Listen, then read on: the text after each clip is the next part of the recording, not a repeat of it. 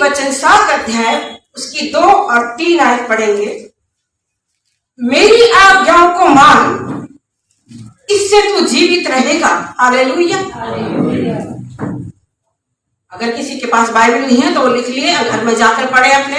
अगर किसी के पास बाइबल है तो निशान लगा लें, अपने घर में जाकर पढ़े।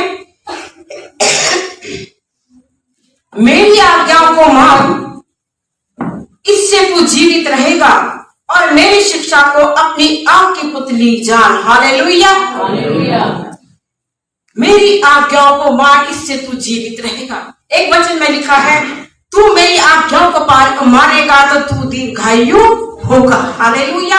तू मेरी आज्ञाओं को मान तो जीवित रहेगा, और मेरी शिक्षा को अपनी आंख की पुतली जान।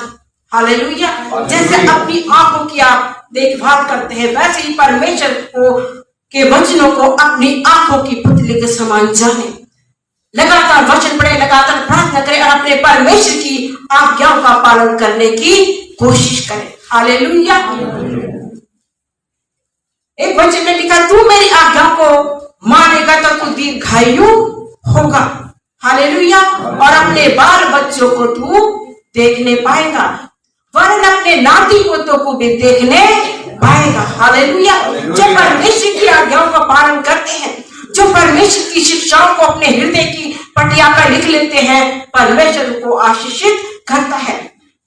आगे वचन में लिखा है 3 आयत, उनको अपनी उंगलियों में बांधना और अपने हृदय की पटिया पर लिख ले। हालेलुया।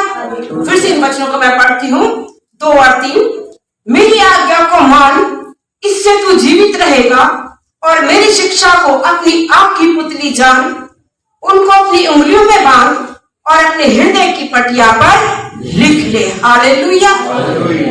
इन वचनों को, परमेश्वर के वचनों को अपनी हृदय की पटिया पर लिख ले।